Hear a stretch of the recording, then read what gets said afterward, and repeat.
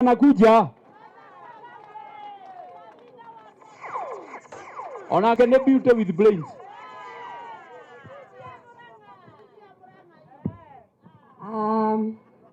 Andũ a Meru mugeni. Bwana Yesu asifiwe. God is good and all the time. Yangu yatakuwa machache sana kwa sababu tuko wengi hapa. Kwanza ni kuwashukuru na haswa our CS Munya kwa kutukaribisha hapa siku ya leo. Magavana ambao wamefika hapa siku ya leo, wabunge, MCAs na viongozi tofauti ambao wamefika, hata wale ambao walikuwa former governors na pia former members of parliament. Sisi tumekuja kwa sababu ya umoja wetu. Na ndio tumefika siku ya leo.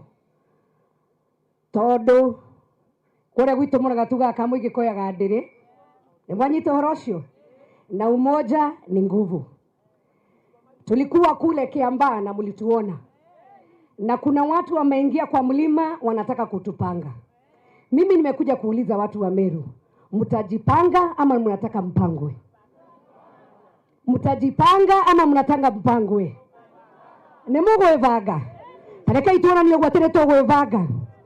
Unajua tuliheshimu rais wetu miaka 4 iliyopita akasema tusipige siasa. Na tukaambiwa tufanye kazi. Na kazi imefanywa, tumejenga mabarabara, kazi ya agriculture, mnajua ni kina nani walikuwa kwenye agriculture.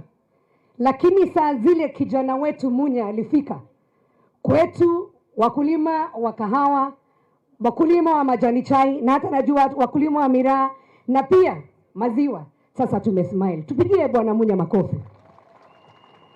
Na kwa sababu wakati umefika, kuna wengine wetu viongozi ambao wameanza count down. Ushaiona ujinga wa aina gani? Hatuna count down umalize serikali yenu, odhie korio toe ne korero odhie. Osionori mogana ne oge.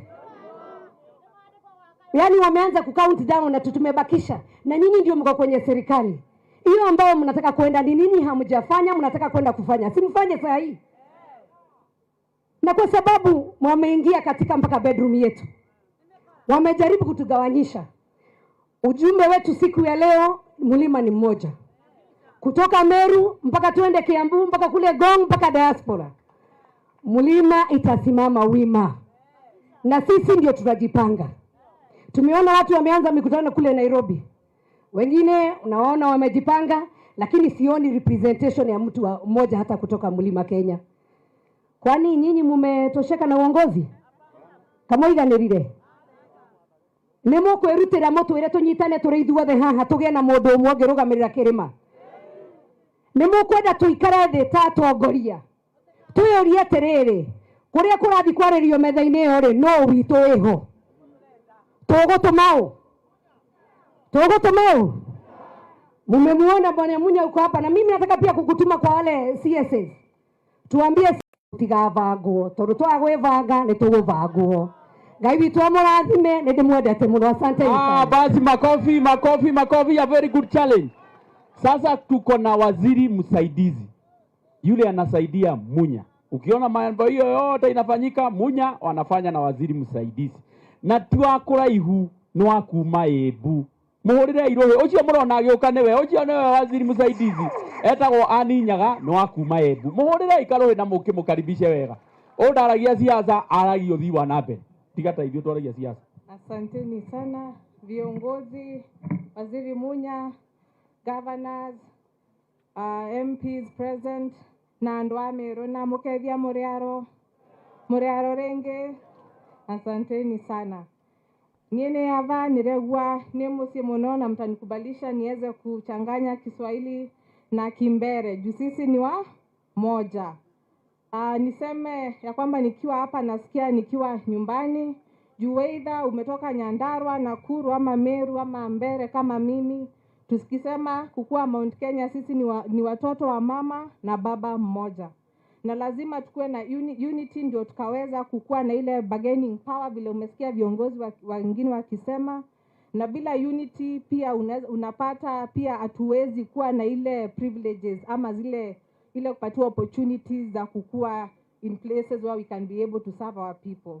Nasema hivyo nikiwa mmoja wa wale vijana ambao His Excellency the President alipatia nafasi in 2020 kwa kufanya kazi kwa serikali yake. Tuko wasita, wengine wako kwa Ministry of Education, mimi niliekwa kwa Agriculture, ndio niweze kusaidia Waziri Munya akikimbia pale na mimi nakimbia pale pengine, na tukiongea mambo ya kahawa, mambo ya chai, tunaweza kuelewa zaidi juu sisi ni watu wamelelewa na tumekuwa na chai, tumekuwa na miraa. Hizi ndio mimea ambayo imetulipia school fees. Na ndio maana mnaona tunafanya hizi reforms with a lot of passion. Juu hizi ndio pia tunataka kuhakikisha sekta iko stable, ndio ikaweza watoto wetu ambao wako miaka kama 6 saa hii ndio ile sekta tunataka pia ikuje iwasimamie. So tunataka sekta isianguke, ndio maana mnaona hizi reforms zinafanywa na president ndio amesema tuendelee kuzishikilia. Ya mwisho, the strength of any nation or the strength of any region is dependent on its young people. Wana youth wetu, unaona magavana wetu, tunaona pia muda wao. Tuseme tuko na governor kwa 50 years leo ama 60 years leo. Kesho nani atachukua hiyo position ya hiyo governor? Si ni sisi? Si ni sisi ama si sisi? Ni sisi. Lakini lazima tuweze kusikia vile watu wale ambao wako na ule umri na wako na ile wisdom, vile wanavyosema na vile wanavyotuelekeza kama wana youth. Na ndio maana mimi nafurahia sana kuona hii guidance ambayo our leaders wanatuonyesha leo, juu utapata miaka 20 ambayo itakuja tutajipata in such a scenario na tutakumbukanga we went back, we sat as a region and we discussed. So these are very great learnings which we might use for the future, and I must commend our leaders for this kind of example. Nikimalizia nisema ya mwisho, vijana wetu, as I said, the strength of any nation is dependent on its young people. Na wa youth wetu tuko na ile miradi ambayo His Excellency the President amesema mpatiwe. Tunapatiana financing in the agricultural value chain. Kama unataka kukuza mimea, kama unataka kufuga wanyama, tuko na financing ya between 500,000 to 1.5 million. Na hii tunasema hatuwaitishi guarantee ama ile collateral. Tunajua youth wetu pia wako kwa ile path ya kujikuza. So mimi nawaomba mkuje tuwasiliane between the ministry and also our youth, muweze kuchukua hii miradi ndio mkaweze kujimudu kimaisha. Nawashukuru kwa kunisikiza na Mungu endelee kutubariki. Asante sana. Aria maundu mega muno ndika youth ni mwanyita. Uhoro wa biashara andu maraheo mbeca ni kuu. Sasa wa mwisho. Semeni no peu. No peu. No peu. Sasa mbunge wa East Africa Community, rafiki yangu Mpuru Aburi ndiye huyo. Bana toidaria emwanie. Nende bore. Nigeto taina etoraina. Nende bore. Nairobi toina etoraina. Nende bore. Kinya Mombasa etoraina. Nende bore. Kirangi ndoka ende bore ya. Nende bore. Ndaka mara miongo nende bore giranta raba itongo nende bore trato yeto to idea mama pichota hii nende bore to kaili geli ay muriera nende bore ndieta ay muriera nende bore ni nanga ay muriera nende bore ngare moe magogye nende bore ngare moe dana nende bore mbakaji amere egurani nende bore mbakaji akara egongo nende bore mbakaji amere niongo nende bore jengra jamera na nende bore magora baba na yoko nende bore ambaira hebu tupigeni makofi nende ato kwenda inye kuba menya mere wimbo katibo haya ndio baba Akwe bonge loi. Leo tuko hapa, siasa ni moja. Siasa ni ya kuunganiza Mount Kenya region. Siasa ni ya kuunganiza Mkikuyu, Mmeru, Mbaraka, Mkirinyaga na Mwembu mahali yuko. Ndipo tunasema ya kwamba tuungane, tupendane, tuwe kitu kimoja. Na kwa ukweli tukiwa kitu kimoja, hakuna mwovu shetani ambaye ataingilia Mmeru wala Mkikuyu wala Mwembu wala Mkirinyaga, Mbaraka. Njipigieni makofi. Yangu ni kusema asanti kubwa sana kwa Mheshimiwa Uhuru Muigai Kenyatta, kwa sababu Uhuru Muigai Kenyatta serikali yake haina mtoto wa mgongo wala watumbo wala aliye na mate wala makamazi. Hawa ni Mkamba, hawa ni Mluo, hawa ni Mkalenjin, hawa ni Mmeru, hawa ni kabila gani, yote anaunganisha inakuwa kitu kimoja. Na ndivyo mimi kutoka roho yangu nasema kwa mpigeni makofi. Yangu ni kusema eti ya kwamba tasema asanti sana kwa Mheshimiwa Uhuru Muigai Kenyatta kwa kumwapointi Munya akiwa CS wa Hankrigaza na Cooperative. Ameweza kuinua kilimo katika nchi yetu ya Kenya.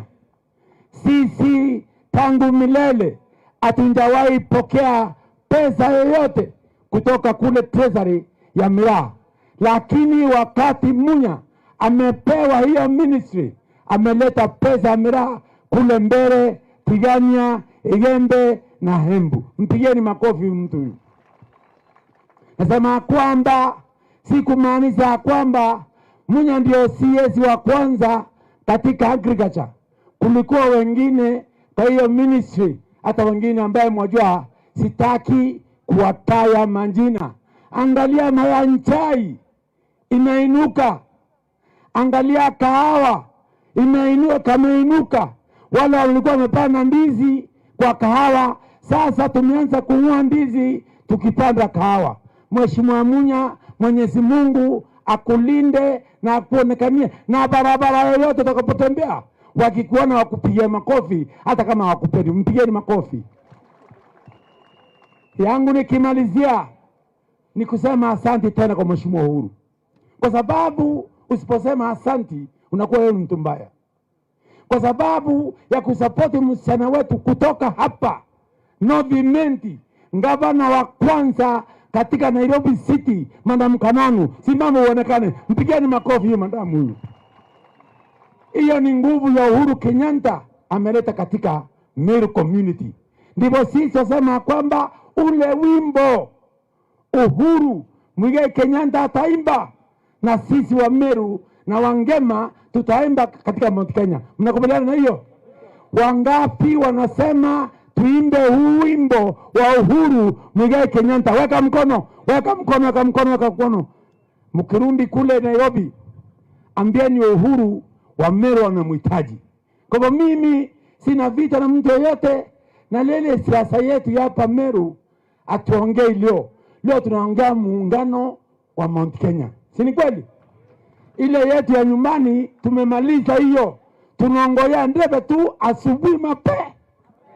Nombi. Kwa hivyo leo atuongei. Kwa hivyo leo atuongei. Na ndivyo mimi Mbariwe are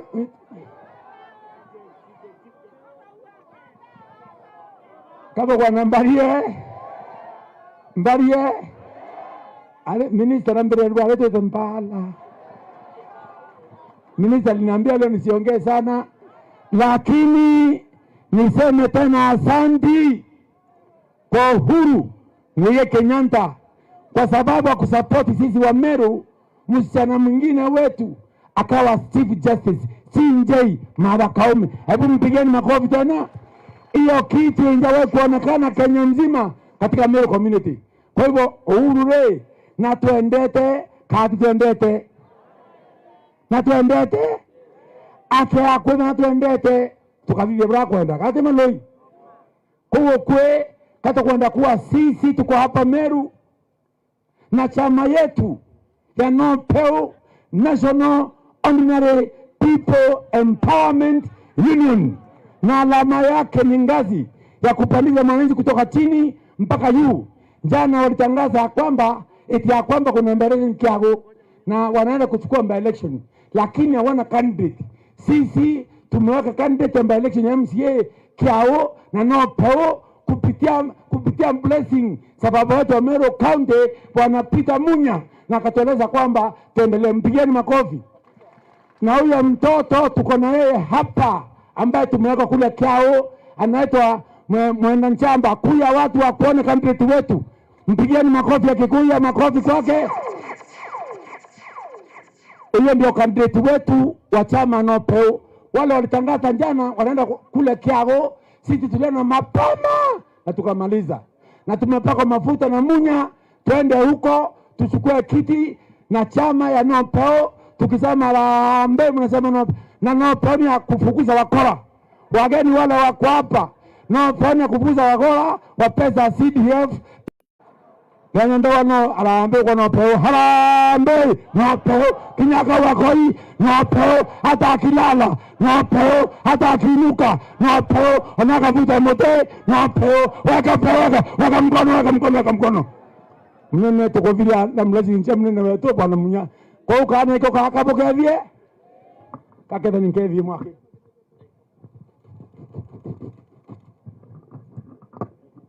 Bwana Yesu asifiwe. Bwana Yesu asifiwe.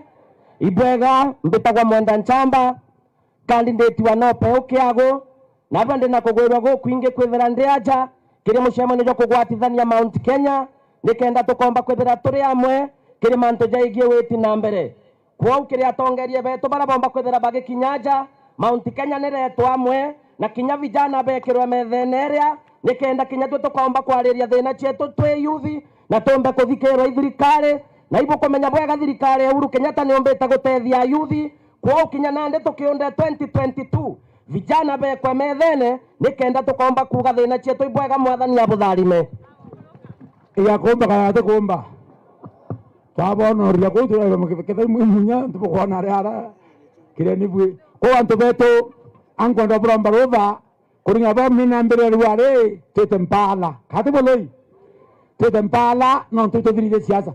Sisi siasa ya Meru wageni tumemaliza.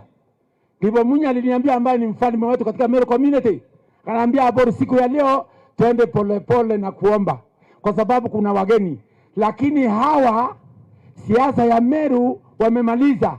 Hata mkirundi kule mjua kwamba sisi tumetakata kauli eti ya kwamba gavana wa Meru County 2022 ni Peter Katirao. Mtenda huwa mimi sijasema, hao ndio wamesema. Kwa hivyo nyinyi mkirundi hakuna kumangamanga, na Mungu akibariki tupate kubwa. Ikipatikana kubwa uelezwe kama kuna proposal ambaye atapropose Mount Kenya kuwa running mate ama proposal ya kuwa rais, tunasema kwamba hakuna mwingine isipokuwa Peter Katirao. Sio mimi nimesema, ni Wameru wamesema. Kwa hivyo mkirundi muambie kwamba wamesema katema loi ilingere mpia nyane ageni bone bubaka kabisa. Na kwa kwe kangu wa Mwenyezi Mungu awalinde, na nitafanya kazi na nyinyi usiku na mchana. Na Mporo Mtabori ni mzalendo Mwafrika ambaye amefanya kazi na Meru tangu zamani, na nilisema kwamba nikiona fisi yoyote imesika mbuzi ya Meru, nikiuma mbuti wala kiatu hairundi karibu. Kuna fisi ambaye tulipatia mbuzi yetu mwaka wa 2017, imeenda naye kwa miti juu, imeanza kulia kwa miti. Wakati umefika Mutigani akuye na kuni chini ya miti, Mugembe akuye na kuni chini ya miti, Mwimenti akuye na kuni chini ya miti, Munya akuye na kibiriti, Mporo Mtabori akuye na pilipili. Tuakise moto pale chini ya miti. Kanini ongita bwana Mungu tebwa bwana. Nilikuwa nimesika mzuri amenikita. Huyu jamaa amenikata huyu. Twake mungi rungua mote. Twake rungua mote. Ai bentogo. Audio nimbi eu. Tomura chuka. Ye, chuka. Ye, chuka. Atinoke. Tivye mote negoro. Atevye anto Pamero County. Na nikimalizia nasema asante kwa nafasi hii. Kitabu iliyoandikwa nchi yetu ya Kenya ijue. Kitabu inaandikwa ndio wewe nieleze bila lisoma, bila lizaliwa na ile kazi ambayo umefanyia community ueleze. Lakini kitabu ilipoandikwa mambo ni Munya, Mporo, Women Rep. Munya, Mporo, Women Rep. Ndio tunakueleza kwamba wewe hauna nyenda. Tumekupatia mwanamke anaitwa Meru, ukaingia naye kwa nyumba. Mwaka wa kwanza hakuna nye, mwaka wa pili hakuna nye, mwaka wa nne hakuna nye, mwaka wa tano hakuna nye. Nankara munyamu yako rombo nyumba mcha kara anga ni ayena nkenye nikaenda ndio kwa na bongo na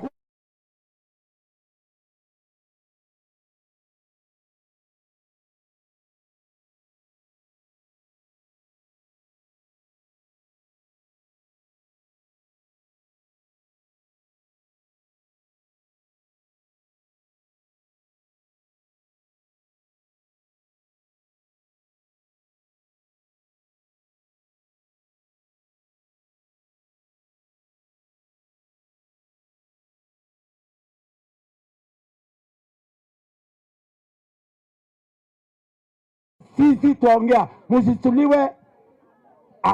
No kama mtu kana peto lei kawimbo tebwa bere Munya kalwimbo sema kawimbo bere kalombo lei mtu wako kilonga kote mwe nombi.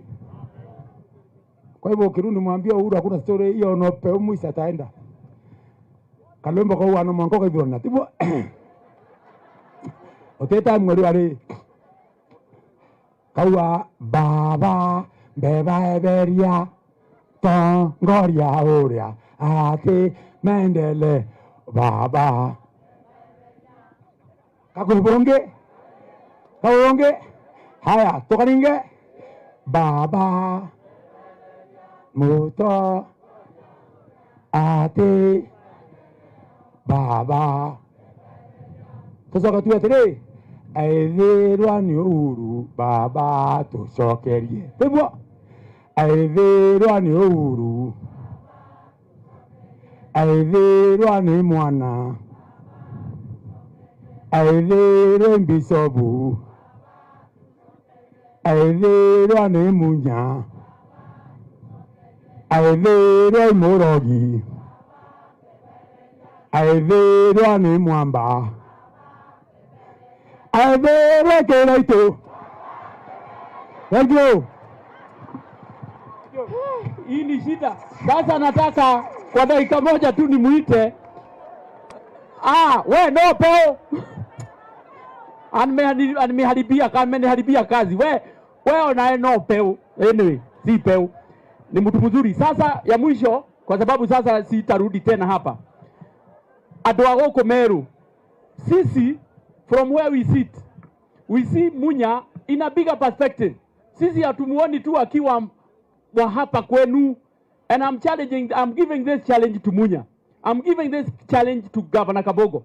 I'm giving this challenge to Governor Waiguru, Governor Nyoro, Governor Derito, now Governor Kananu. Wote ambao wako hapa. Reach out to the rest. Wale wengine ambao hawako hapa, tunataka tukienda hiyo mkutano ingine, tunataka tuwaone hapa.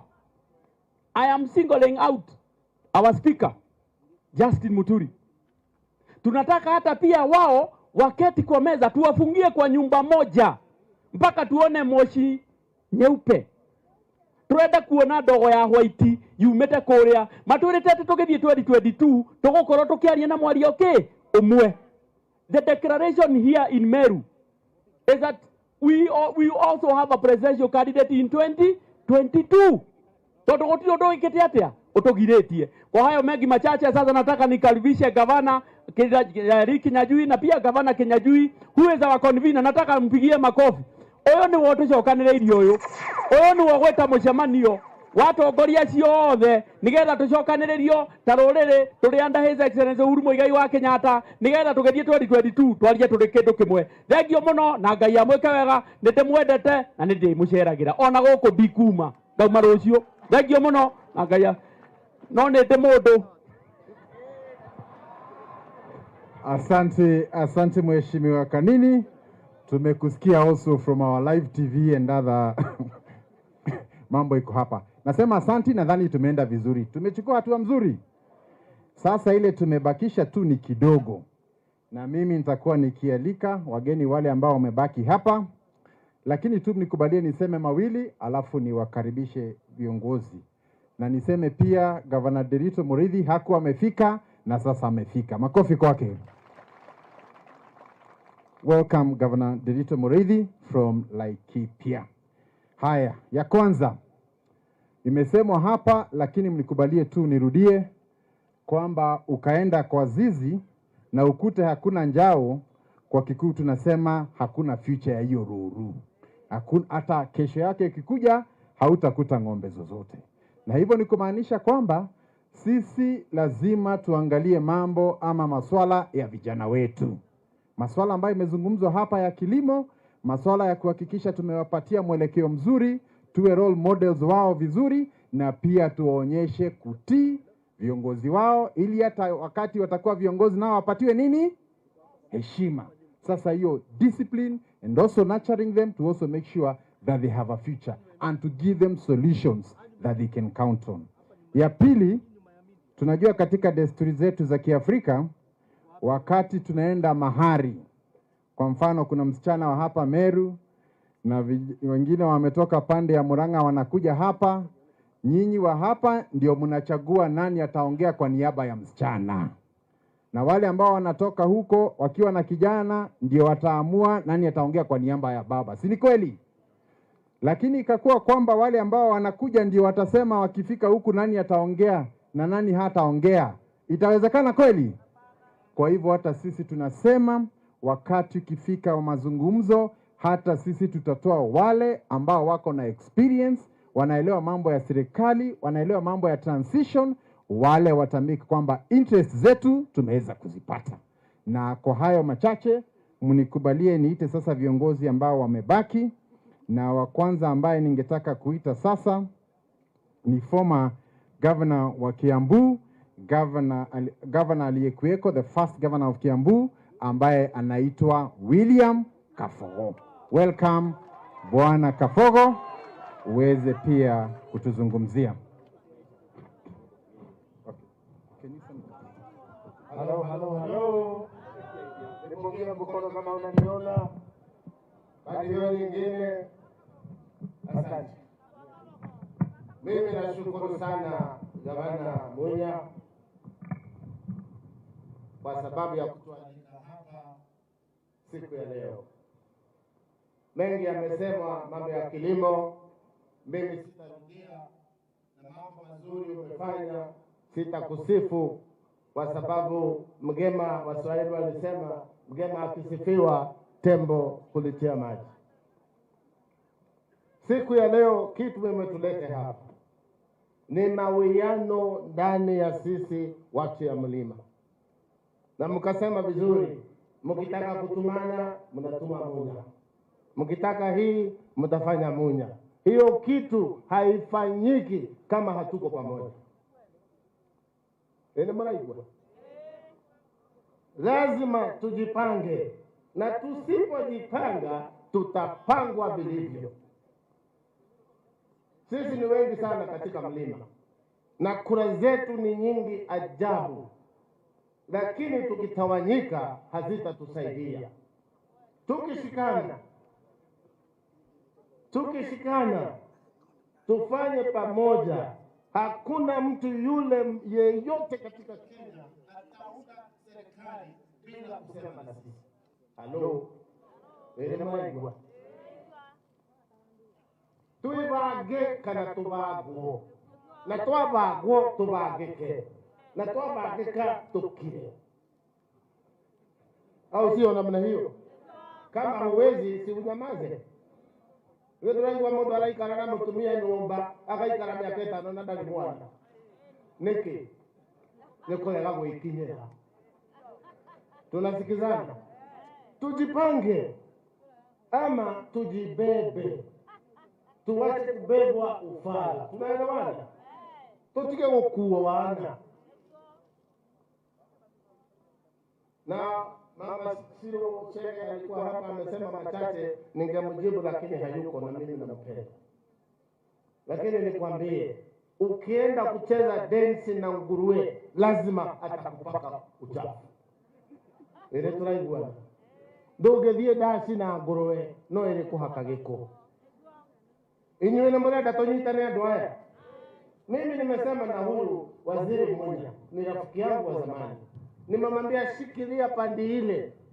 Mimi nitashikilia pandi ile na tutakutana katikati na ndani yetu tutapata rais wa 5 wa Jamhuri ya Kenya. Kana mbona haike daktari? Nani anasema Kabogo hawezi? Wangapi wanafikiria mimi naweza? Nikole chuma ithege daga chuma ijeike. Na mimi ni hiyo chuma. Na nĩ hĩndĩ ĩyo ndegwa yathiĩ kũrĩa kiugũ kwĩ ndegwa irũgagĩra maita maingĩ na kũrĩ ĩrĩa gũthaga 1 niĩ nĩ niĩ gũthaga 1. Koguo mũtige wasiwasi ati tunapelekwa wapi. Na hakuna siku ile mto kubwa inawekanga maji kwa mito midogo. Ile mito kubwa inawekewa maji na mito midogo. Inatoaigwa nene roero wa dhiriba ruitagirira gatamayo. Tunasikizana? Lakini nyinyi watu wa habari tuambie, Kenya haina wasiwasi. Sisi tuliketi, mimi nilikuwa mmoja wa wale waliketi chini ya miti kwa Mheshimiwa William Ruto nyumbani, tukizungumza maneno kutoka kwao. Sisi tukaenda na yetu, wakachukua nusu serikali na sisi tukabaki na nusu. Sasa mnataka tuende bila kujipanga? Mnataka tuende ovyo ovyo? Tutupaka hiyo kama gaikioda, gaikioda. Wewe ndio twibagite. Akoro he mundu renda kindu hari ithuĩ tukamwira ngoja uroka naki. Unakuja na nini? Sasa hivi mnataka tukimbie tu pande zote, ni kama maharang'oi hawana akili. Tunataka kukimbia tu. Mnataka tu huo. Wangapi wanataka tujipange jameni? Tujipange ndio tuweze kuvuka tukiwa pamoja. Na hii maneno ya Eastern sijui Mount Kenya na Western inatoka wapi? Chief Justice wa Kenya ni wa wapi? Speaker wa National Assembly ni wa wapi? Mbona sisi hatulalamiki? Mwalalamika wenyewe. Mkielezwa nyinyi ni North, sijui ni East, ole ya watu wakoga yoga ya Korea, ni watu mabagilia indele. Au sio namna hiyo? Mnataka tuseme tukiwa hapa Meru, sisi tunakubali watu wa Mount Kenya tukae tukiwa kitu kimoja. Wangapi wanakubali jameni? Hakuna kitu kingine imetuleta hapa. Ni mawiano ndani yetu watu wa mlima. Na kule hicho nenyi get proper. Mundu renda kwaria na ithuĩ oke ebagĩte tumubage tumwikire haria agĩrĩire ithuĩ tuikarĩre. Halo. Kwa hivyo mimi kama wengine hawataki nderutira. Kana tiguo. Nderutire. Neni akorogwo kundu gutwarwo thikate. Ndwarwo. Na ngoiga mundu renda gutuhe kindu tani haria nyumite Ruiru. Akorwo ni wenda kuhe kindu njariria pick up tungikuwa muthanga nayo tukandene wheelbarrow please. Ni raigua. No mundu wa gwaka no umunengere tondu ni akuaga ki. Muthanga no ni tukandene. Ni ndugite hau. Halo. Gutire mundu umire gwake rucine kana umaga utagia gucaria pia njiro wama. Mundu dia gucaria mahiga. Nani anatoka nyumbani anaenda kutafuta mawe. Madhe kuja. Huyu. Wewe kuja. Kuja mama. Haraka sana. Angalia kama hii itachukuliwa dukani leo. Kama angalia kama itachukuliwa. Huyu weka na pesa hizo ni kuoyo. Eto ndo ado mahera kwa hizo makira mo ni kuoka pesa. Ngine kama na pia. Nonga demo wewe. Kama tatu kama tunia pesa huko hapa au tutija kwa huko na ingine. Halo. Tuko pamoja lakini wakati wanataka tusafiri pamoja. Hata kama oyo anjiro nirondo kaigwe utiro wake akuleu ndio tuhana rongo mimi nataka nimalizie hapo na niwaambie jamani, mshikilie pande hii na sisi tushikilie kule. Huyu mnyama tutaweka chini na tutakula sawa sawa, pole pole okahora mwana ya kuikewa.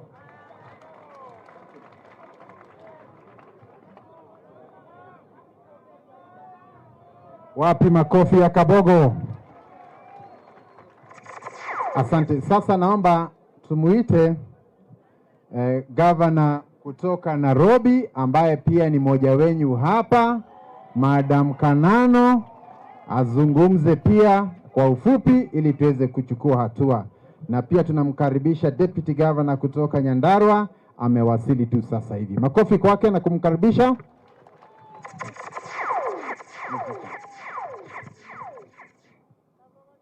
Amero mugeni kaire hapo kutheka niki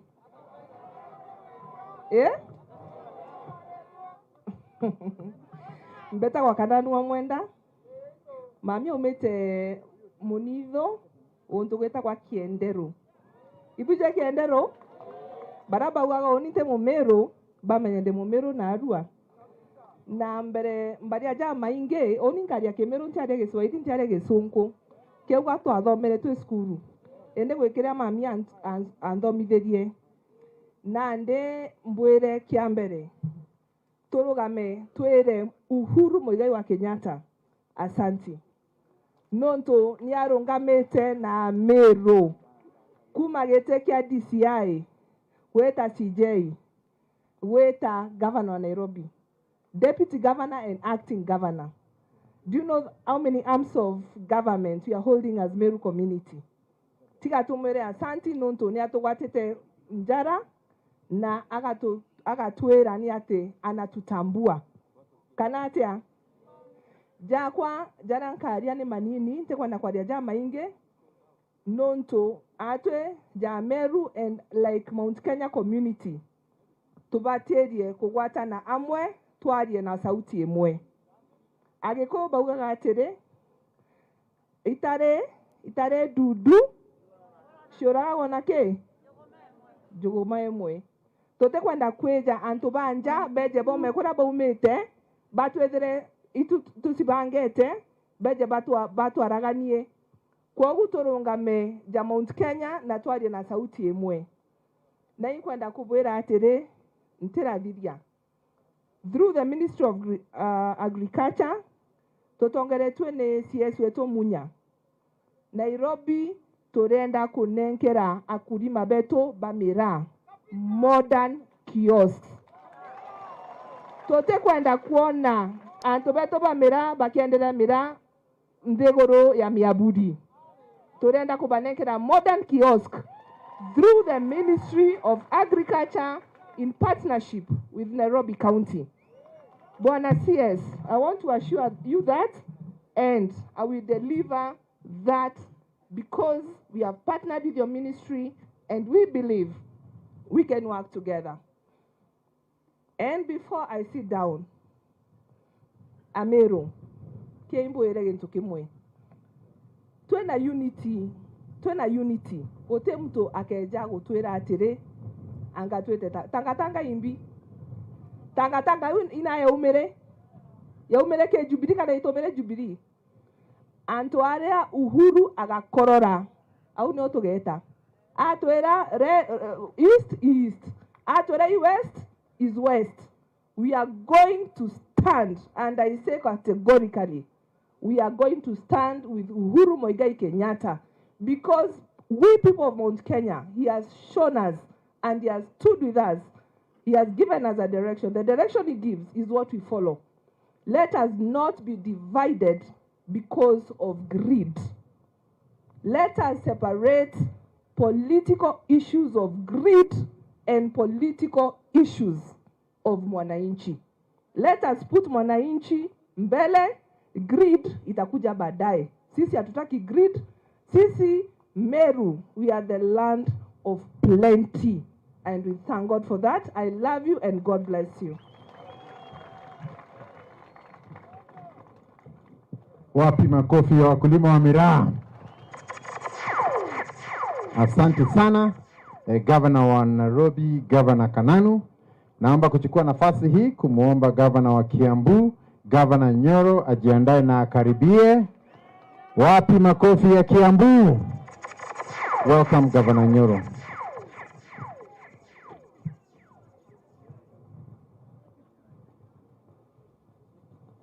Haya, watu wa Meru mugeni. Ikayo guo. Mugeni. Muga kahere. Mugeni. Asante sana. Kama vile mmeambiwa, mimi naitwa Nyoro. Mimi ndiye Governor wa Kiambu. Na tumeleta CS Munya. Na tumeleta hii mkutano hapa ili tuongee kwa lugha moja. Kwa sababu mnajua sisi na Wameru tunaongea kwa lugha moja. Kwa hivyo ndio tumekuja ili tukitoka hapa tuwe tumekubaliana ile mambo ambao tutafanya tukielekea mbele. Nataka kwanza kusema niko na furaha sana kwa sababu ya kufanya kazi na Waziri Munya. Kama vile mnajua, kwa hiyo wizara mimi nimekuwa huko kwa karibu miaka 30. Najua minister wote ambao wamekuwa huko. Lakini kwa ile siku chache ambazo tumekuwa tukifanya na Waziri Munya, tumeona mabadiliko. Na sisi kama watu ya Mount Kenya tumeanza kuona kuwa kweli uchumi wetu unaweza kubadilika. Sasa juzi tu ndio nilichaguliwa niwe chairman wa agriculture kwa Council of Governors. Tukakubaliana tutakuwa tukifanya kazi pamoja. Kwa hivyo vile mnaona kwa upande ya maziwa, kwa vile sasa tumeweka mpaka reserve price, guarantee price.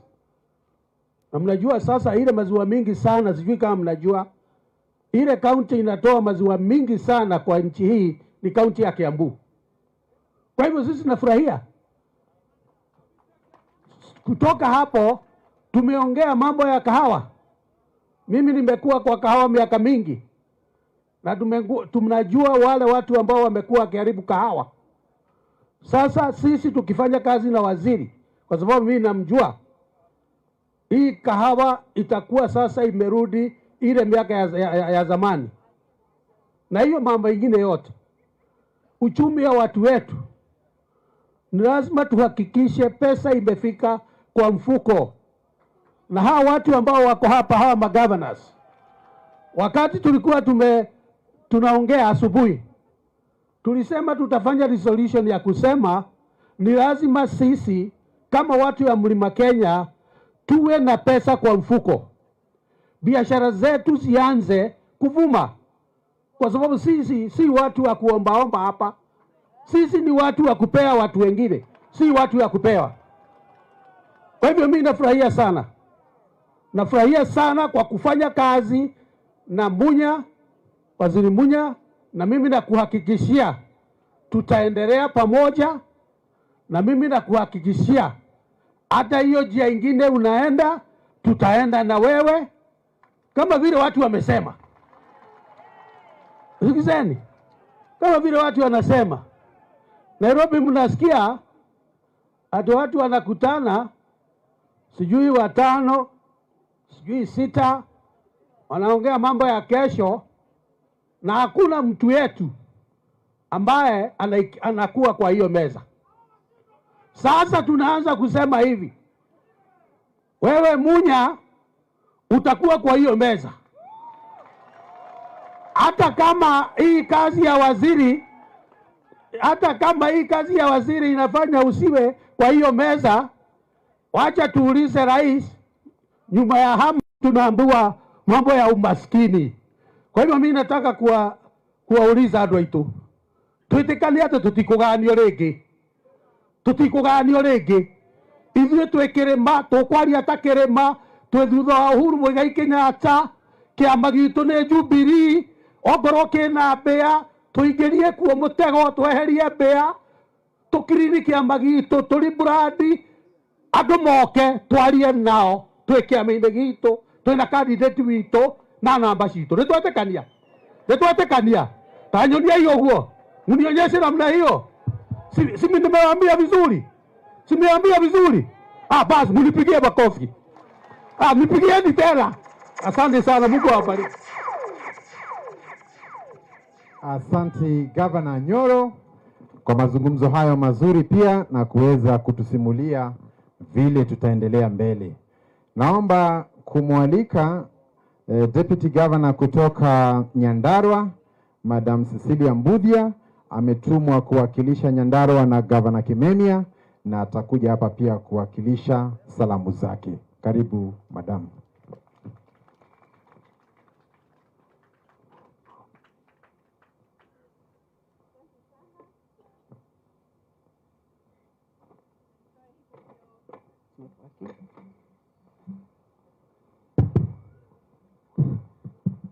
Hivyo ndio tuonane. Na wasalimieni wote, habari zenu? Na Mungu ni mwema. Wacha nione watu wa Nyandarua mahali mmeketi. Asante. Wapigieni makofi tafadhali. Kama vile umesikia, nimetumwa hapa na His Excellency the Governor of Nyandarua, Governor Francis Kimemia. Tukuje na hiyo delegation yote mmeona imeinua mkono, tulete ujumbe wa kusema tuko pamoja sana na hii block ya Mount Kenya. Sijui kama mnafurahia hiyo ama hafurahii. Ni vizuri. Nyandarua iko tu hapa gucira ni kwega, reke njerie Gikuyu. Haha ndigwiciria he mundu tangeigua Gikuyu. Ndanaruta wira guku Meru na Plan Kenya, na niĩ ndaragia Gikuyu, atumia makanjarĩria Kĩmĩrũ na no ndĩraigua. So we are one region, na ni muhimu sana tushikane pamoja, tukae hivyo. Mheshimiwa Munya, pande ile yetu tunakuza viazi, waru nicio tukuragia. Na kama umesema juu ya miraa, na sisi watu wa Nyandarua, wa Nakuru, hata na Meru wanasema waru, potatoes are very very important. Na tumefurahia vile umefanya wakati umefika huko. Tumeona cold stores, tumeona potato regulations, tunaona mambo inaenda vizuri sana. Kwa hivyo hata kile tumekuja kufanya hapa, na sisi tunasema tuko ndani na tunahitaji hii region ikue pamoja. Mnafurahia hiyo watu wetu? Hebu tupigeni makofi tuone kama tuko pamoja. Asante sana. Kitu kingine, nilikuwa nikisikiliza wazee wakiongea, nikasikia wazee wakisema wale watu wanaenda wakitukana the President Uhuru Kenyatta wanafanya vibaya sana. Sijui kama mmewaona. Mmewaona. Wakasema Mungu ametupatia kiongozi. Huyo kiongozi tunajua mahali yametoka, na vile baba yake alipigania huu uhuru wa nchi yetu. Na sisi tukienda tukimtukana, ni kusema tunajitukana sisi wenyewe, na hata tunaweza pata laana kutoka kwa Mungu.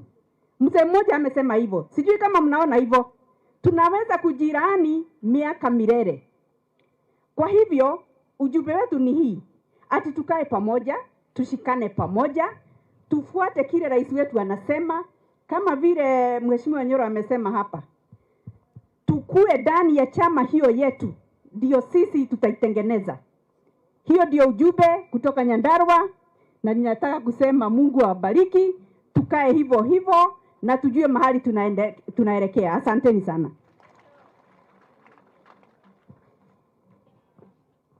Wapi makofi ya watu wa Nyandarua kutoka Kirinyaga, Gavana Minji Minji aweze kutuzungumzia kwa kifupi. Asante.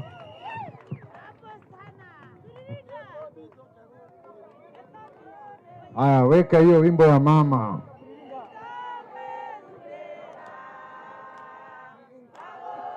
Firirinda hapo iko wapi?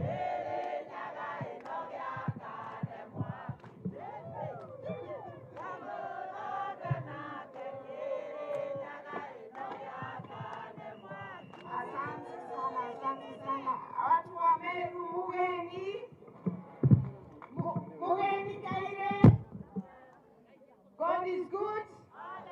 Nionyesheni kwa mkono. God is good. And all the time.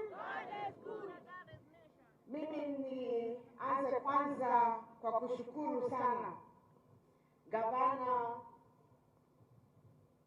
Waziri Munya kwa sababu ya kutualika kuja huku Meru leo. Magavana ambao waliopa, waheshimiwa, wabunge na watu wote wa Mount Kenya. Sisi kama viongozi wa Mount Kenya tuko katika kikao hii kwa sababu ya kitu kimoja, na kile ambacho kimetuleta ni unity ya Mount Kenya. Juzi tulikuwa kule Nyeri, na kabla tujaenda Nyeri tulikuwa tumekutana kule Nairobi kikao kidogo. Tukasema kama viongozi tuko na jukumu ya kuonyesha watu wetu njia ile inatakiwa kufuatwa, kwa sababu tukiendelea vile tuko tutatawanyika, na sisi kama watu wa Mount Kenya tutajilaumu na viongozi ndio watalaumiwa tukienda mbele tukiwa katika shida. Nyodo Gikuyu kiugaga andũ matarĩ dudu mahoragwo na kĩ? Jogomemwe. Nilisikia dada yangu Kananu pia ameisema kwa Kimeru, kwa hivyo najua pia kwa Meru wamenielewa. Kwa hivyo sisi wa kwanza ni kusema hatutambui East na hatutambui West, hatutambui Central, tutambui diaspora. Sisi wote tunakuja pamoja kama viongozi wa Mlima Kenya, hata wale ambao wako kule diaspora. Na kwa nini tuseme tuje pamoja? Ni kwa sababu tunajua umuhimu wa kushughulikia watu wetu, na muhimu huo tuweze kushughulikia watu wetu lazima tuwe ndani ya serikali. Sisi hatutaki kuenda opposition. Kuna watu wanataka kuenda opposition huku. Sisi hatuendi opposition. Na vile tunaangalia watu wetu wanadanganywa, tunaweza enda hivyo tukinyamaza tujikute tuko upande ile mwingine. Tunasema sisi tunasimama kwanza na serikali ya Uhuru Muigai Kenyatta. Ni watu wangapi wako na Uhuru Muigai Kenyatta? Tuonyeshe na mikono kama sisi ni watu wa Uhuru Muigai Kenyatta. Gikuyu kiugaga muikari mutegetina niro oekerera boekaga atia. Hajafika hapo alafu mudharau hati ajui na yeye ndio president. Kiti ya president sio kitu rahisi kupata. Gete no thamaki kyondo muhudu ati o mundu no akorwo ati no aheo gite ta kiu. Na kwina aria mareciria no makorwo kuo, kwina aria marona tutigakorwo kuo. No ithuĩ ta andũ a Mount Kenya nĩ ũndũ nĩ tũĩ bata wa gũkorwo thĩinĩ wa thirikari, nĩkĩo tũrebanga. Na tugĩte ta atongoria aya mũrona haha ithe tutikorwo bara na ithuĩ tutigokorwo mwena ũcio wa kũgayania andũ aitũ. Sisi hatutakubali Mount Kenya igawanishwe. Hizi nguo tunavaa hizi za masuti tutaweka chini. Na nimesikia dada yangu Sabina akisema tuliwaachilia sana kule Kiambaa. Sisi tutaenda ground, kila mtu ground kwake, door to door. Turudishe watu wetu katika ile njia inatakikana. Tushokie roweke mukaro.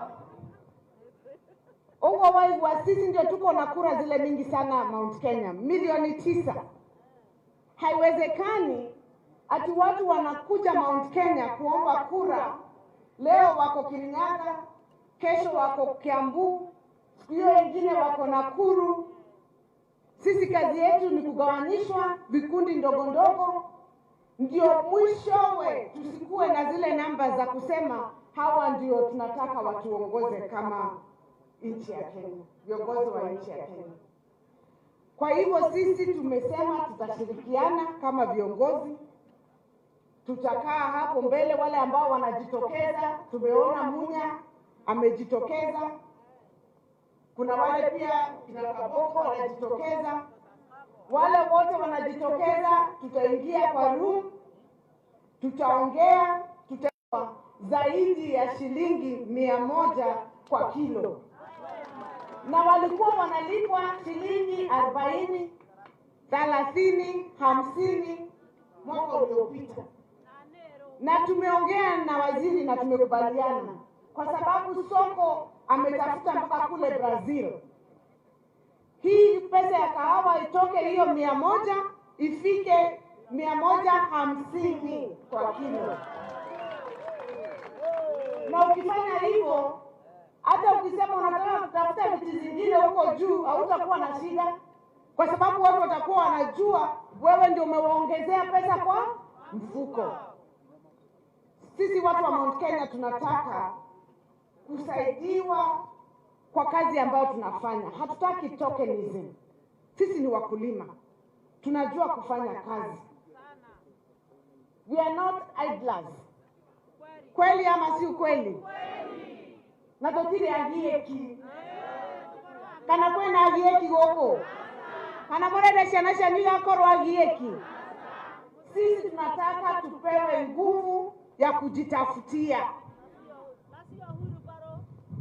Kwa hivyo tunasema hapo vile tumeongea maneno ya chama, sio vitu tunatafutia watu, ni watu wetu tunatafutia riziki.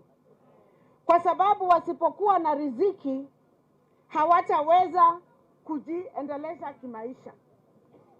Kweli ama sio kweli? Mnanisikia? Alafu upande wa youth employment, kwa sababu kuna wale wanasema tukiongea unity, kazi yetu ni kuongea tu vile tutagawanisha viti. Hapana. Sisi tunajua umuhimu wa kuwa katika serikalini. Na tunajua umuhimu kwa sababu ukiangalia hivyo watu wanasema ati serikali ya Uhuru imetengeneza tu barabara. Barabara ndio inapeleka hiyo kahawa yetu sokoni. Tukiwa na kahawa ama tuwe na viazi ama tuwe na mahindi, tukose barabara, zitaharibikia kwa shamba. Kwa hivyo sisi tunashukuru kwa zile barabara ambazo tumepewa kama watu wa Kirinyaga. Na pia wale watu wa Meru pia wameshukuru kwa barabara zile mepewa na Mheshimiwa Rais, si ndio? Niseme nikimalizia maneno pia, kwa sababu mimi ni mama na ni kiongozi. Mimi ni kiongozi na mimi ni mama Minji. Ama namna gani? Si ndio? Mimi niseme maneno ya kijenda. Tunaona mipangilio ya kuongea uongozi wa taifa. Na juzi tumeona wengine wamejipanga, ukiangalia watu ni kama 30 viongozi wamekutana. Hata hakuna hata mama hata mmoja kwa hiyo mkutano. inakaa ni kama men's conference. Dunia imebadilika, tumesonga mbele. Kwa hivyo tukienda kule mbele, tukiongea maneno ya uongozi ama kuandikiana kazi za baraza za waziri, baraza la waziri ama ma-PSs, tunataka kuona kila mahali tuko na kitu inaitwa gender balance, si ndio? Kwa hivyo mkienda kule juu, kwa sababu sisi kina mama ndio tuko na kura, over 52% ya nchi hii ni kina mama. Siku ya kura, wale ambao wanajitokeza kupiga kura, over 70% ni kina mama. Na tutasema hivi, wale ambao wanatafuta kiti ya nchi ya Kenya, kuongoza nchi ya Kenya, ukiwekwa kule juu kama president ama prime minister, lazima deputy mmoja ama wawili wawe wakina mama, ama kura zetu tutakaa nazo kwa mfuko. Sisi kama kina mama tunasema wakati umefika. Pia wamama wapewe nafasi. Kuna wamama viongozi katika nchi ya Kenya, na wanaume wasibabaike sana, kwa sababu tukianza kuongea kina mama wanasema ni Waiguru wanatafutiwa kiti. Mimi nimeng'ang'ana na wanaume kule Kirinyaga, niliangusha 7 wanaume 7 katika hii kiti ya gavana. Kwa hivyo hata mimi nikisema ni kung'ang'ana, tutang'ang'ana, si ndio? Kwa sababu kura zinatafutwa kule kwa wananchi na viti ni mingi. Kwanza Mount Kenya ukihesabu kura milioni 9, hao wenye wanajipanga hizo viti 7 za juu, tunatakiwa kuwa watu wa Mount Kenya wamepewa viti 2. Viti 2 ukilinganisha kura. Kwa hivyo mimi nasema tuangalie pia maneno ya gender, tukiangalia maneno ya leadership. Tumekubaliana? Tukagana Gikuyu matube majaba matikaga atia, matitorekanagia. Hata mtoto azaliwi na baba pekee, modo mogedareke dare muhere wohoro, si ndio? Tutajipanga vilivyo na kura za Mount Kenya tuweke kwa box moja, na hiyo njia tutawaonesha tukiendelea na mbele. Ngai amurathime na mweke wega. Wapi makofi mzuri ya mama? Asante. Naomba tu kuwatambua former speaker wa Kiambu ambaye ni wakili Githu Irongo. Asante kwa kuja. Thank you very much. Pia mbunge wa hapo awali wa Mathera anaitwa Peter Roro ameweza kuwasili. Asante pia kwa kuweza kuwa hapa. Sasa naomba tuende pande wa Laikipia, tumkaribishe kijana governor kutoka Laikipia, Nderitu Mureithi. Wapi makofi ya Nderitu?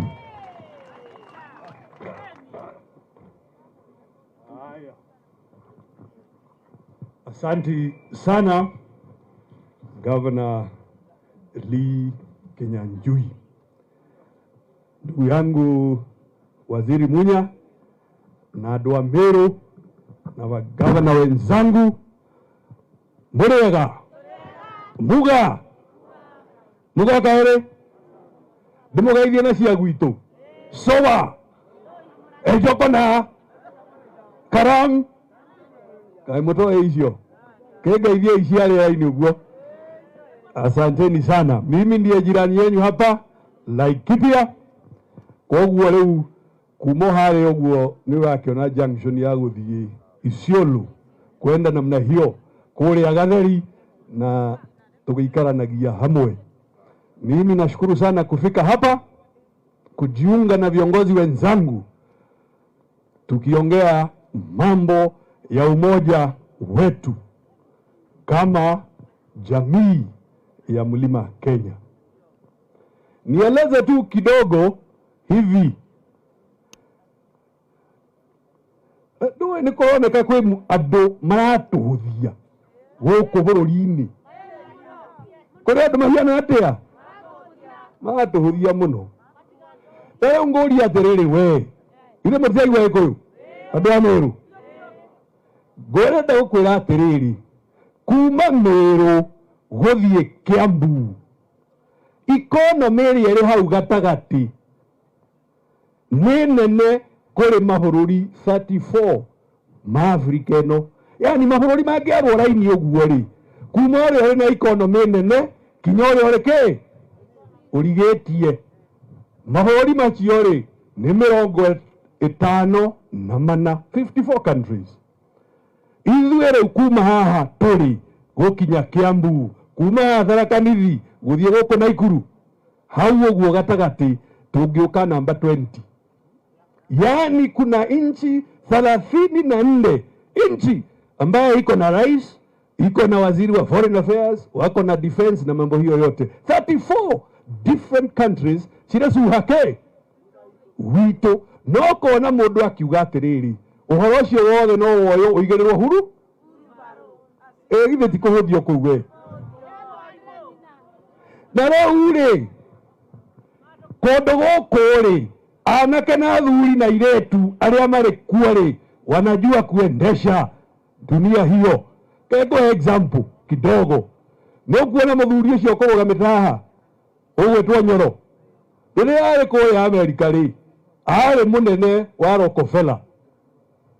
Kabajeti gake rĩ karĩ 320 billion shillings na nĩ hokeirwo nĩ thĩ ng'ima ũguo. Ta mũhũrĩre irũhĩ niĩ ona ngĩaria haha rĩ itanoka gũtuĩka gavana gũkũ Laikipia rĩ, na mbere ĩyo ndĩrakĩrĩ mũjumbe rĩ, mbere ĩyo ĩngĩ rĩ ndarĩ mũnene World Bank kũrĩa AFC ngĩoya Afrika ng'ima. Koguo rĩrĩa mũraigua tũkĩmwĩra ikonomi ya gema nĩ tũkũhota kũmĩtwarithia rĩ, ni kwa sababu tunajua na tuna ũgĩ ũrĩkũ na tuko na uwezo na tena tuko na nia ya kufanya kazi hiyo. Rĩu rĩ of course nĩtũramenya atĩrĩrĩ tũngĩenda we kĩng'otore kĩingaingĩhe mũhuko wao waku no kaĩ kĩng'otore kĩu rĩ haitakuwa ati itaongezeka kwa sababu ya story ya nini ya wheelbarrow. Tondũ ikonomi nayo rĩ na we Mũmĩrũ na Mũembu na Mũkĩrĩnyaga na mũndũ wa kuma kinya Kĩambu nĩ mugaga atĩrĩrĩ thia yathũra mũmĩanĩrĩri. Uchumi iko namna hiyo. Uchumi haitaki fujo na fitina kila saa ati owokĩra no siasa. Owokĩra nĩ kũhe andũ story na nĩ moyo ũguo inyuĩ kwaja andũ a Meru, kwa sababu juzi rĩrĩa mũreheririe President Moi mũrekerire Kibaki hau ile tiguo na hakuwa na story mingi, ndio uchumi kaweza kufanya nini kuenda juu. Sasa wewe ukikubali ate story nyingi economy itaokeharagana iko namna pia. Wapi makofi ya watu wa Laikipia? Na ukirudi huko Laikipia asalimie mzee and tell him we miss him for the great work that he did. Na nataka sasa tunapojiandaa kuita our final speaker ambaye ndio our CS kumtambua Mũrĩithi wa Kang'ara ndio chairman wa Jubilee Kirinyaga. We want to welcome you and also thank you for coming. Sasa it's my honor and privilege. Sasa tuko tuna one speaker alafu tutasoma resolutions na mkutano wetu sasa itakuwa ikifika mwisho. Naomba sasa tumkaribishe mwenyeji and our host today Waziri CS Munya.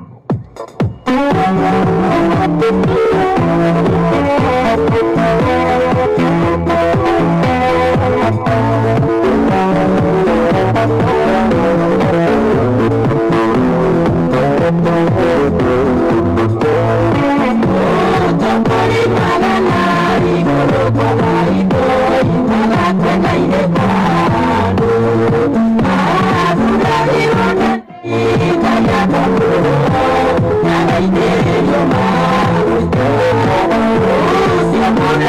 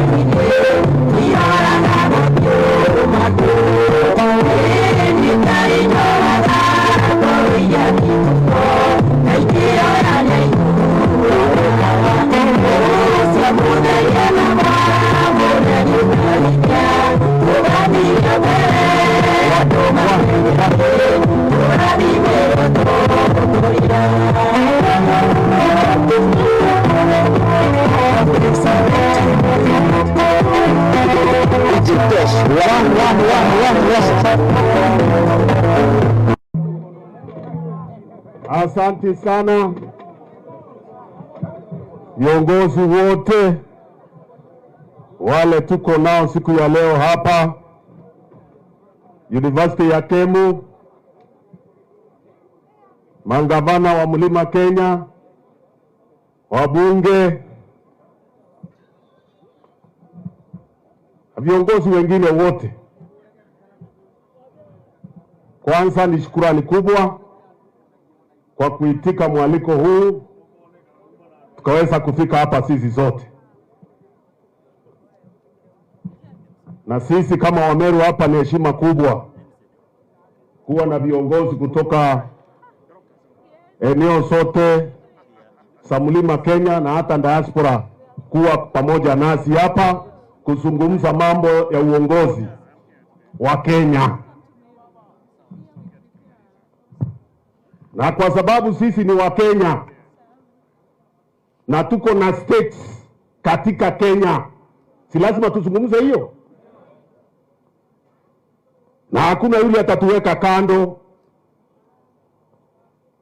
ama watu waende wanjifishe mahali wazungumze kwa niaba yetu bila kutuhusisha. Ama namna gani? Kama ni uongozi lazima tuhusishwe, tuseme ndio ama la. Kwa hivyo hiyo ndio imetuleta hapa siku ya leo. Na tumesema hakuna community haina interest yake. Sisi tungetaka uchumi wetu wa mlima uendelee, tungetaka ajira kwa vijana wetu, tungetaka kilimo iendelee na mabadiliko yale tumetengeza kwa kilimo yaende mbele. Hiyo yote itawezekana namna gani kama hatuko pamoja? Tungetaka kuwa ndani ya serikali ile itakuja, tujue stake yetu kwa hiyo serikali ni nini, si ndio? Hiyo itawezekana kama hatuko pamoja. Hiyo ndio kwa sababu tunasema agenda yetu ya kwanza ni kwamba kura yetu hiwe kwa kikapu kimoja, tuwe pamoja ndio tuweze kutetea haki zetu. Tunaelewana? Na ndio tuweze kuhusika kwa hiyo serikali iliyoko. Hiyo itakuja, viti yetu itakuwa gani, share yetu ya hiyo serikali itakuwa gani, na hiyo share lazima iwe na inalingana na wingi wetu, si ndio? Kwa hivyo declaration yetu ya kwanza hapa Kemu ni kwamba hiyo agenda ya kutugawanya, na tunajua kuna wale wametumwa hapa kwa mlima kutugawanya, ati kuna mlima wa East na West. Wakati wamepewa viti vikubwa kutoka kwa serikali za zamani, kutoka hata wakibaki, hakukuwa na mlima wa East na West. Sasa ndio tunaambiwa kuna East na West. Wakati tulikuwa tunapigania uhuru ya Kenya, kiongozi Dedan Kimathi akiwa pande ile nyingine na General Mwaliama akiwa pande hii.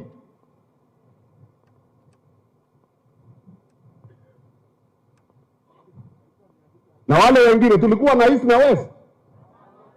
Kwa hivyo umoja wetu ni muhimu sana, na hiyo ndio lazima tuweke pamoja. Na tukisema hiyo hatusemi so and so asitafute kiti. Kila mtu hapo na haki ya kutafuta kiti. Kwa hivyo hatuko hapa kusema nani asitafute. Tafuta, watu wakikubali ni wewe, sitakuwa wewe. Lakini usitafute kwa minajili ya kutugawanya. Kwa sababu kama unatoka East na unatoka kiti ya urais ya Kenya, kwani hutahitaji kura ya West? Si utahitaji kura hata ya Wakenya wale wengine? Sasa ukigawanya hapa nyumbani ndio utapata kura ya kiti ya rais kule mbele. Kwa hivyo si kura hiyo inatafutwa, ni ajenda nyingine. Kwa sababu ajenda ya kura, wingi wa kura ni muhimu. Na kama ni muhimu, kwanza unaanza nyumbani, unasanya pamoja.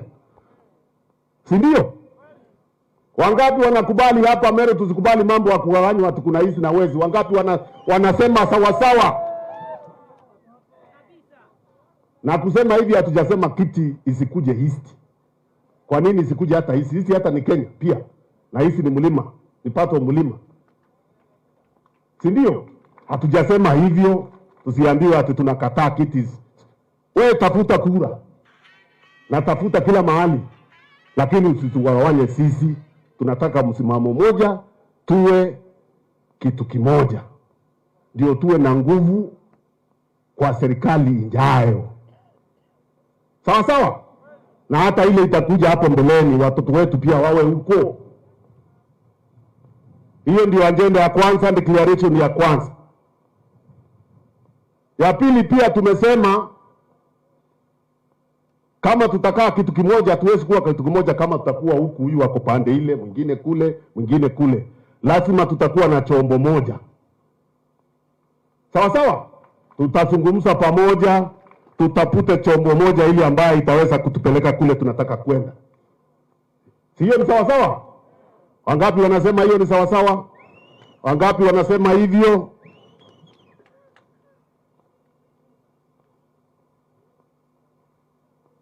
Ile ingine tunasema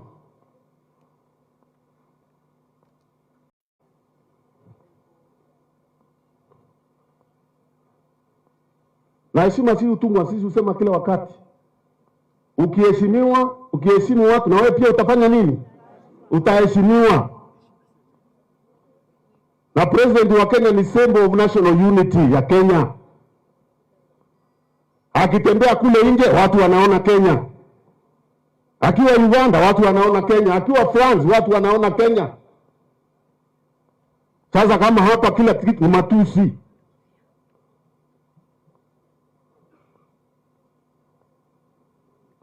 Unaona hiyo kifaa? Ati hajafanya kazi. Mimi nimezunguka huku Kenya, hakuna mahali naona barabara itengenezwe, kila mahali. Nikienda huko Lamu nakuta barabara sijawahi ona. Nikienda huko Kwale naona hivyo hivyo. Nikipitia hiki kwa mlima huku naona barabara zinatengenezwa, mandamu imetengenezwa, maji inatengenezwa. Kilimo tumefufua. Ile kazi hajafanya ni gani? Najua hapa kuna changamoto kidogo kidogo hapa Meru ya barabara, na hiyo pia inatatuliwa. Zile barabara lituahidi, zingine zimekwama, lakini najua pesa inatafutwa, ndio hizo barabara sifanye nini? Sitengenezwe. Kwa hivyo usituletee hiyo agenda ati ndio unataka kutumia kutukawa. Kunao wanazunguka na hiyo agenda. Oh ati Mau Road. Sisi tunataka barabara, hata uite Mau ama uite kitu kingine ni sawa sawa. Ni barabara tu tutatembelea huko. Si ndio? Kwa hivyo tusambasiwe barabara eneo hili, na president amesema zile aliahidi na hata zingine ataongezea eneo hili la Meru. Hiyo isiwe kisingizio na itumike kama fitina ya kuja kutugawanya. Na tukumbuke, mimi nilikuwa nikisema kwa mikutano ile tumeenda sana, nimekuwa nikisema tusisahau kuna wakati tulikuwa nje ya serikali kwa miaka ngapi? 24 24 years tukiwa opposition. Biashara zetu zikaporomoka, majani chai ikaisha, kahawa ikamalizwa.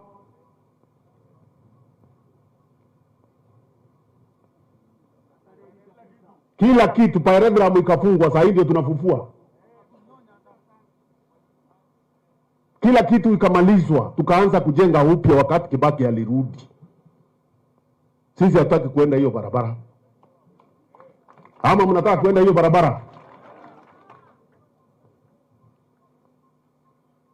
Mimi leo sikutaka kusema mengi. Tumetembelewa na viongozi.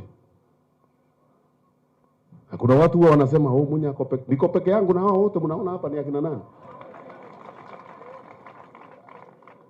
Na watu wanaandikanga hiyo kwa social media, Munya anakuanga peke yake. Lazima niwe na wewe ndio niwe na watu. Wewe peke yako ndio mtu. Hawa wote si watu. Ati lazima niwe na mtu fulani. Na sijakataa kuwa na yeye, pia yeye harudi kwa watu. Hata hii mkutano tulialika kila mtu. Tukasema wewe kuja kila mtu. As long as agenda yako ni unity ya Mlima Kenya. Kwa sababu unity ya Kenya itaanza hapa alafu isambae. Si ndio? Hatutakuwa na unity ya Kenya na stability ya Kenya kama hakuna unity na stability ya mlima. Kwa sababu tunasema charity begins at home. Hautatugawa hapa alafu uende kule mbele ukisema unity huko nje. Anza hapa nyumbani. Sawa sawa? Na tukisema hivyo tuseme hakuna matatizo. Matatizo iko hapo. Unajua kuna shinda ya ajira, vijana. Kwanza kwa kilimo, agriculture kilimo tumeanza sasa kuangazia mambo ya vijana. Tuone ni vipi tutawahusisha kwa kilimo, na si kilimo tu ile ya njembe, ni kilimo ya aina yoyote, hata kutumia teknolojia, utaalamu, vijana waingie, waanze kupata pesa. Kwa sababu hata kilimo iko na pesa, si ndio? Waanze mambo ya processing, kuanza factories ya kuprocess chakula, biashara kule. Hiyo yote tunachangia, tuna program kubwa kwa ministry saa hii ya kuangazia mambo ya vijana kwa agri business. Kwa sababu transformation ya agriculture itawezekana kama vijana hawako. Tutaendelea kufanya vile tulikuwa tunafanya zamani, si ndio? Si vijana wetu ndio wamesoma zaidi yetu. Sasa tunataka waingie huko, na tuko na hiyo mpango ya kuhakikisha imefanyika hivyo. Value chain zetu zile muhimu eneo hili tumeangazia. Umeelezwa kahawa inaenda vizuri. Hata leo asubuhi tulikuwa tunazungumza na president mwenyewe mambo ya kahawa, vile soko ya dunia iko, na tunaona itaenda juu zaidi. Sasa hivi usiwe na haraka ya kufunga, kuuza. Kama unalima kahawa, mimi nakwambia weka kidogo, process weka kidogo. Tupime soko. Tunaona inaenda juu. Sawa sawa? Na waja waliolima kahawa rudi huko, pesa iko huko. Mimi nilirudi. Mimi nalima yangu saa hii naongezea. Because naona I can smell money. Naiona pesa ikiingia hapo. Turudi huko. Maziwa tumerundisha tukatengeneza. Na saa hii tuko na mpango ya kuenda kuongezea wakulima wa maziwa zile coolers. Tunatafuta pesa. President anasema tutafute pesa tuongeze makula. Kila mahali mnahitaji hizo kula. Ndio muweze kuendelea kupreserve maziwa yenu, ndio iwe sawa sawa ipelekwe. Soko iko kubwa hata itoshi. Wale wana ng'ombe ongeza. Bei haitateremka tena. Tuliweka minimum price. Tuliweka minimum guaranteed price. Mambo ya chai pia tunaanza sasa kuweka minimum price. Already tumeanza hiyo kazi. Mambo ya miraa mnaona tunaendelea kuangazia. Ile soko kubwa ya miraa ni kule Somalia. Hiyo ni serikali ingine. Sio sisi tunaisimamia. Lakini tunaendelea na mazungumzo kuona vile tunaweza kufunguliwa hiyo soko. Serikali inaongea. Tunaendelea, ni vile hatuongei sana kwa sababu hiyo ni mambo ya diplomacy. Tutendi kuongea sana kwa uwanja. Lakini mnajua president alisaidia pia kwa miraa, tukaweka ile pesa sako tukafungua, ambayo watu wanaomba pesa kwa gharama ya chini 3%. Tuliweka eneo hili, tukaweka huko Embu pia. Umesikia gavana wa Nairobi ambayo ni msichana wetu tumeanza kushirikiana kuona miraa inauzwa mahali safi huko Nairobi. Si amemweleza yeye mwenyewe, na tutazungumza na marafiki wetu wengine. Hata Njoo ni rafiki wetu huko Mombasa, tunataka tuzungumze naye atupe mahali pazuri, si ndio? Tutazungumza na yeye, hata tunazungumza naye kwa runinga za hii akisikia. Hii runinga iko live, nasikia akiwa huko Mombasa. Wewe umekuwa rafiki wa watu wa Mount Kenya, tupatie mahali pazuri kwa kuhusia vitu yetu, si ndio? Na Samira tupate mahali hapo. Na pia tuliandikia mangavana na council na wakaturiplaia barua, niliandika ya kwamba wapunguze ile gharama ya miraa, ile cess. Naonekana inawekwa ya miraa zaidi ya mazao ile ingine. Miraa pia ni zao kama viazi, si ndio? Isiongezewe gharama, kwa sababu ikiongezewa gharama yule mapato ya mkulima inakosekana. Tuliandikia Council of Governors barua, tukawaambia watasame hiyo mambo, na wakareply wakatuambia they want to harmonize, wanataka kuanza kuharmonize cess yote ya misao yote. Hiyo barua tuko nayo. Pia tunauliza gavana, kwa sababu wako hapa na hata chairman wao Wambora ni mmoja wetu, mmesikia kipeana apology yake hapa, na yeye pia analima miraa. Tunamwambia atuangazie hiyo, na hawa najua watatuangazia hiyo, si ndio bwana Lee? Si mtatuangazia hiyo mambo ya miraa ukiwa kwa council, ndio ile cess iwe harmonize na ile masao mengine. Na kule tunahusia kwa kaunti zenu, mtusaidie tupate nafasi pale, tutahusia mahali safi. Sisi tutashirikiana hata kujenga, kama Nairobi tutajenga na gavana wa Nairobi. Tumekubaliana agriculture itatoa pesa tujenge hiyo soko hapo Nairobi. Njogo wakitupatia pia tutajenga ingine huko. Tukiongea na wale wengine tutafanya hivyo. Nataka kusema hiyo tu ya miraa zaidi, lakini sio miraa peke yake. Soko ya chai already tumeanza, ile tunaenda minimum guaranteed return tumeanza, na tunaona behavior ya soko iko sawa sawa. Within another 2-3 weeks tutaona imestabilize kwa hiyo bei. Kwa hivyo kwa kifupi, sekta ya agriculture tukiongozwa na tukiwa guided na president, si tumefanya kazi imefanyika. Hapo mbeleni ilikuwa kelele ati kazi haifanyiki, na wale tugawa ndio walikuwa wanapiga kelele. Wakati tumenyorosha wamekimya, hata wasemi asante. Mwasikia wakiongea? Hata wasemi imefanyika, wanakaa tu wakisema tutafanya, tutaanza bottom. Kwani bottom ni gani? Sio ndio bottom? Kwani kuna bottom mwingine gani? Bottom ni kuangazia mkulima wa kawaida, huyo ako bottom. Kuangazia mwanabiashara yule mdogo ambao president ameweka pesa, hiyo ndio bottom. Kuangazia barabara za kilimo, mtu aweze kufikisha mazao yake kwa soko, hiyo ndio bottom. Ama mnafikiria kuna miujiza ingine itatokea bottom mwingine ambao tujui? Si ndio hiyo? Kwa hivyo sio ati agenda mpya, sisi tumekuwa tukiangazia hiyo. Kisikia SME kwa trade ministry kule nilikuwa na ile president ameweka pesa ya guarantee, ndio biashara zile ndogo ndogo, hasa biashara za youth na vijana ipate pesa. Hiyo ndio bottom. Bottom ni bottom ya economy, yule mtu wako chini, si ndio? Hata bwana Ndiritu angewaelezea hiyo zaidi, yeye ni economist, anajua bottom ndio hiyo,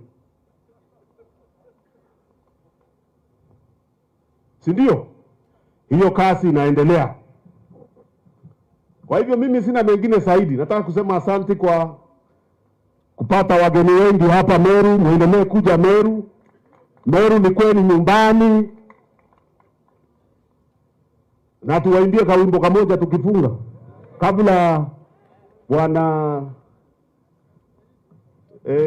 Lia tufungie na resolution. Tuimbe kawimbo kamoja kale kakushikanisha watu, si ndio?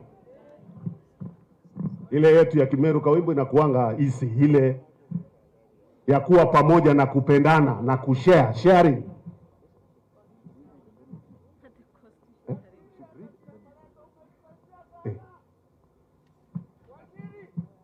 Gavana Lia anasema tusome resolution kwanza, alafu tufunge na wimbo. Hiyo ni sawa sawa? Ukaribisheni basi kwa makofi ya imba atusomee resolutions za Kenya resolution declaration. Aya, nasikia unakosolewa waziri, ni Meru declaration. Si ni kweli? Na kwa sababu wote tumekuja hapa tangu asubuhi, mkatupokea kwa njia ya kipekee na mkatusikiza, kuna yale ambaye secretariat yetu led by our team here wamekuwa wakichukua so that we go home knowing what we agreed. Mtanikubalia tu nisome, alafu tukimaliza we do our anthem and thank God for coming. Is that okay? Haya, ya kwanza ni kwamba eneo letu liko na wapiga kura wengi sana na idadi yetu ya kura pia ni mingi. Wakati tunaonyeshana tuko confused, hiyo confusion inaenda mpaka nchi yote. Also when we get organized, the whole country gets organized. So our journey here is for the benefit of everyone, and we will encourage these meetings, and therefore to that effect tulikuwa na mkutano ya kwanza pande ya Nyeri, tuko na mkutano ya hapa, na mmesikia tayari tumepata mwaliko ya kwenda upande ya Laikipia kuweza kujumulisha mlima iwe moja. Tumekubaliana na hiyo azimio? Tumekubaliana? Ya pili,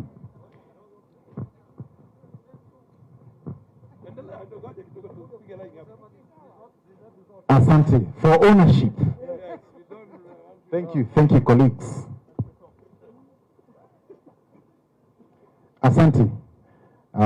Ya pili, mambo ya uchumi, kwamba eneo letu liko na mahitaji ya kiuchumi.